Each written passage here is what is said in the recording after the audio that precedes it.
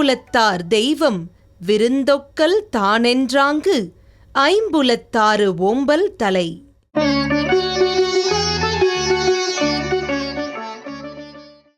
பதினேழு 12/2016 டிசம்பர் மாதம் 17ஆம் தேதி சனிக்கிழமை. துர்முகி வருடம் மார்கழி மாதம் 2ஆம் தேதி. இன்று சங்கடஹர சதுர்த்தி. இன்று விநாயகப் பெருமானை வழிபடுதல் நன்று. மதுரை கோரிப்பாளையம் சையத் சுல்தான் அலாவுதீன் அவுலியா உருஸ். நல்ல நேரம் காலை 7:45 மணி முதல் 8:45 மணி வரை. மாலை 4:45 மணி முதல் 5:45 மணி வரை. ராகு காலம் 9 மணி முதல் 10:30 மணி வரை. யமகண்டம் 1:30 மணி முதல் 3 மணி வரை. குளிகை 6 மணி முதல் 7:30 மணி வரை. சந்திராஷ்டமம் பூராடம் உத்திராடம்.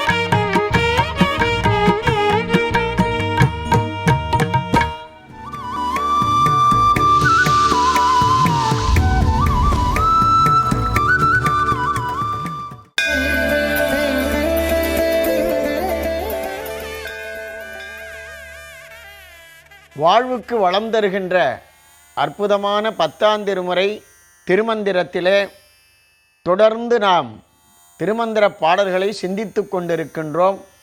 4வது தந்திரத்திற்கு வந்திருக்கின்றோம். இதிலே 13வது தலைப்பு நவாக்ரி சக்கரம் என்ற ஒரு அருமையான தலைப்பு.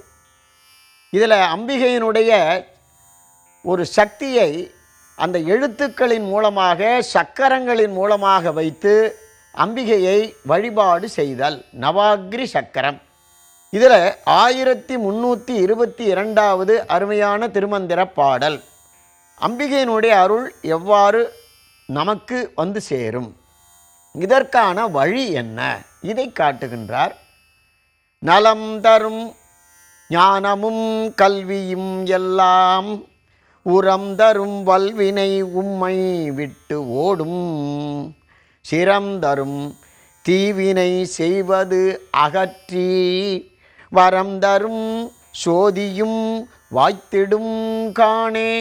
அருமையான திருமந்திர பாடல். இதில் அம்பாள் எவ்வாறு நமக்கு அனுகிரகம் செய்கிறாள், அருள் செய்கிறாள் என்பதை குறிப்பிடுகின்றார். நலம் தரும் ஞானமும் கல்வியும் எல்லாம். ஞானம் கல்வி என்று திருமூலர் பிரித்து சொல்லுகிறார். இதில் ரொம்ப ஆழமான ஒரு சிந்தனை. ஞானம் என்பது ஒவ்வொரு உயிருக்கும் இறைவன் படைக்கின்ற பொழுதே வைக்கின்ற ஒன்று ஞானம். கல்வி என்பது பயிற்சியால் வருவது, முயற்சியால் வருவது. ஞானத்தை முயற்சியால் அடைய முடியாது. அது பிறவிகள் தோறும் நமக்கு வந்து கொண்டே இருக்கக்கூடிய ஒரு அடிப்படை அறிவு தான் ஞானம் என்பது. இதை இருவேறாக பிரித்து அருளாளர்கள் சொல்லுகிறார்கள்.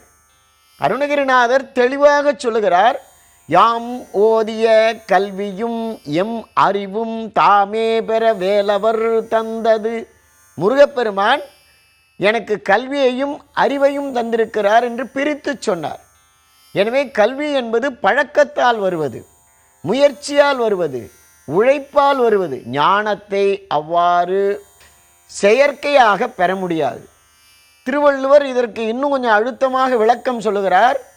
ஒருவன் எவ்வளவுதான் படித்திருக்கலாம், பல ஆண்டுகள் படித்து ஆராய்ச்சி செய்து உழைத்திருக்கலாம், ஆனால் கூட சுயமாக அவனுக்குள்ளே இருக்கக்கூடிய ஞானத்தை இறைவன்தான் தர முடியுமே ஒழிய பயிற்சியால் பெற முடியாது.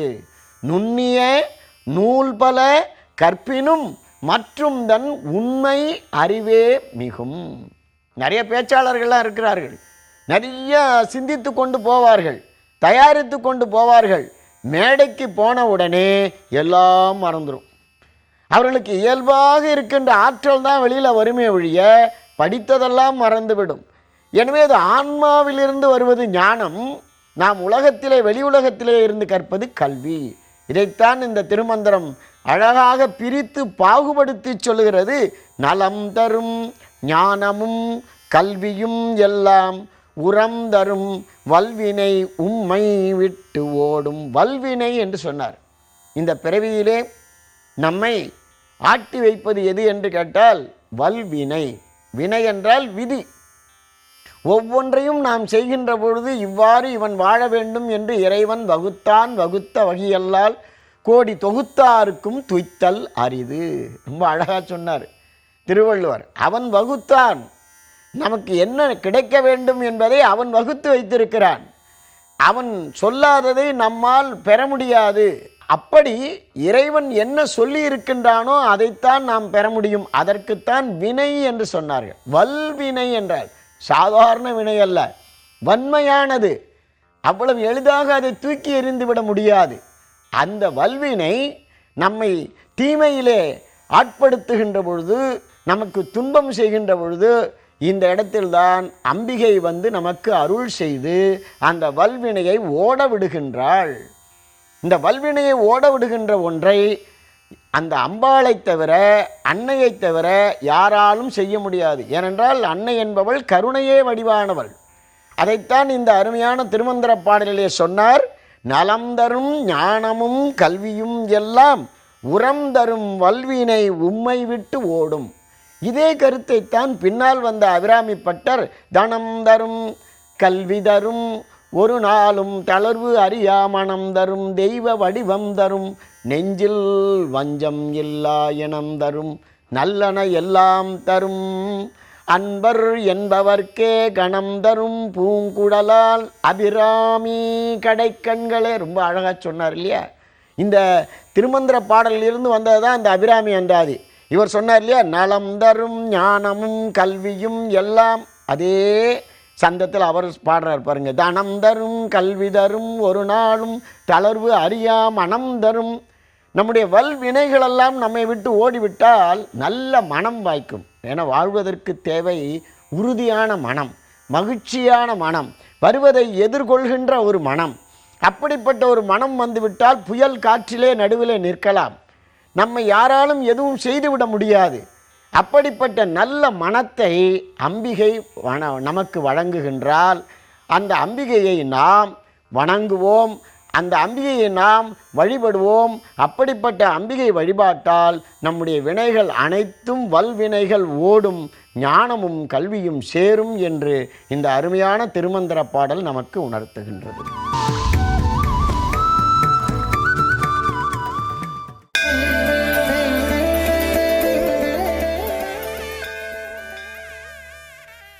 ஸ்ரீமதே ராமானுஜாய நம. பூதம் சரச்ச மகதாஹ்வய பட்டநாத ஸ்ரீபக்திசார குலசேகர யோகிவாகான் பக்தாங்கிரேணு பரகால யதீந்திரமிஸ்ரான் ஸ்ரீமத் பராங்குஷ முனிம் பிரணதோஸ்மி நித்யம். இதுவரைக்கும் பெருமான் என்னை காப்பாற்றிக் கொண்டிருக்கின்றார் என்று ஆழ்வார் நமக்கு தெரிவித்தார். இந்த பாசுரத்தில் பெருமானை நான் காத்து கொண்டிருக்கின்றேன் என்று பாடுகின்றார். இப்படி பேசலாமா? இப்படி பேசினால் அபச்சாரம் இல்லையா என்று நாம் நினைத்தால், இதனால் தான் இந்த ஆழ்வாருக்கு பெரியாழ்வார் என்ற பட்டம் கிடைத்தது என்று பார்க்கின்றோம்.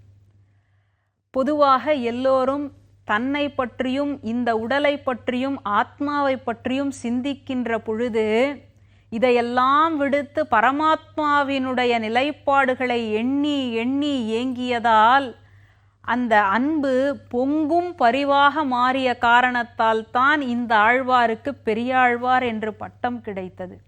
அதற்கு மேலும் ஒரு சான்றாக இந்த பாசுரம் அமைகின்றது. நேற்றைய தினம் இந்த உடலில் இருக்கின்ற நோய்களை எல்லாம் நீக்க வேண்டும், அந்த நீக்கக்கூடிய எம்பெருமான் ஸ்ரீமன் நாராயணன் வேதப்பிரான் என்று காட்டினார். இன்று அப்படிப்பட்ட எம்பெருமானையே காக்க வேண்டிய தன்மை எனக்கு ஏற்பட்டிருக்கின்றது என்று பேசுகின்றார். நேற்றைய தினம் ஒரு நிலை என்றால் இன்றைய தினம் வேறு நிலை. இதுதான் பக்தியினுடைய உச்சம் என்று பார்க்கின்றோம்.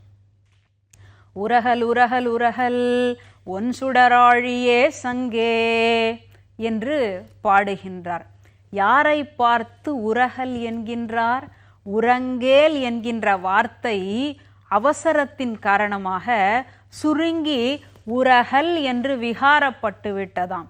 உரகல் உரகல் உரகல் ஒன் சுடராழியே சங்கே அறவெறி நாந்தக வாளே அழகிய சார்ங்கமே தண்டே இரவு படாமலிருந்த எண்மருலோகபாலீர்கள் பறவையறையா உரகேல் பள்ளியறை குறிக்கொண்பின் என்று பாடுகின்றார். யாரையோ பார்த்து உறங்க வேண்டாம் என்கின்றார். பொதுவாக பள்ளியிலோ அல்லது கல்லூரியிலோ வகுப்பெடுக்கின்ற பொழுது மாணவர்கள் சில நேரங்களில் உறங்குவது இயல்பாகிவிட்டது. அப்பொழுது ஆசிரியர்கள் உறங்க வேண்டாம் என்று சொல்லுவதும் இயல்பாகிவிட்டது. ஆனால் இங்கு ஆழ்வார் யாரை பார்த்து உறங்க வேண்டாம் என்கின்றார்? பஞ்ச ஆயுதங்களையும் பார்த்து உறங்க வேண்டாம் என்கின்றார். பாஞ்சஜன்யம் என்கின்ற சங்கு, சுதர்சனர் என்கின்ற சக்கரம், நாந்தகம் என்கின்ற வாள், சாரங்கம் கோதண்டம் என்கின்ற வில், அடுத்ததாக கௌமோதகம் என்கின்ற கதை. இந்த பஞ்ச ஆயுதங்களையும் 5 ஆயுதங்களையும் உறங்க வேண்டாம் என்று சொல்லியவர் எண்மர் லோகபாலீர்கள் அஷ்ட திக்குகளையும் பாதுகாத்து கொண்டிருக்கின்ற, இறப்பே ஏற்படாது இருக்கின்ற அவர்களையும் பார்த்து உறங்க வேண்டாம் என்று சொன்னார். இது கூட பரவாயில்லை, ஏற்றுக்கொள்வதாக இருக்கின்றது. ஆனால் கடைசி வரியில் ஒருவரை எழுப்புகின்றார், ஒருவரை உறங்க வேண்டாம் என்று சொல்கின்றார் பாருங்கள். அவர் யார்? பறவை அரையன். யார் என்றால் கருடன். அந்த கருடனை பார்த்து அவருடைய செயல்பாடு என்ன? ஓரிடத்திலிருந்து மற்றோரிடத்திற்கு பறந்து பறந்து செயல்படக்கூடிய அவரை பார்த்து உறங்க வேண்டாம் என்று தெரிவிக்கின்றார். இங்கு உறக்கம் என்பது சூட்சுமமாக சுவாபதேசத்தில் என்ன பொருளை காண்பிக்கின்றனர் என்று கேட்டால், இந்த உறக்கம் எம்பெருமானுடைய குணங்களையும் எம்பெருமானுடைய அழகையும் பார்த்து மயங்கி வேறு தொழிலை செய்யாமல் அப்படியே மூழ்கி போகின்றனர். இதைத்தான் ஆழ்வார் உறக்கம் மயக்கம் என்று காண்பிக்கின்றாராம். என்ன அழகு இந்த பாசுரம்! அப்படி பஞ்சாயுதங்களையும் உறங்க வேண்டாம் என்றவர், அஷ்டதிக்பாலகர்களையும் உறங்க வேண்டாம் என்றவர், இந்த கருடனையும் உறங்க வேண்டாம் என்றவர், நேரடியாக எல்லோரும் வந்து என்னுடைய உள்ளத்தில் புகுந்து கொண்ட, என்னுடைய உள்ளத்தில் பள்ளி கொண்டிருக்கின்ற அந்த எம்பெருமானை பத்திரமாக பாதுகாத்து வையுங்கள் என்று சொல்கின்றார். அப்படி இதுவரை தான் எம்பெருமானால் காக்கப்பட்டவன் என்று கூறியவர் இந்த பாசுரத்தில் எம்பெருமானை தான் காக்க வேண்டிய ஒரு பொறுப்பு இருப்பதனால் இவர்களை எல்லாம் பார்த்து உறங்காமல் எம்பெருமானுக்கு தொண்டு செய்யுங்கள் என்று வற்புறுத்துகின்றார்.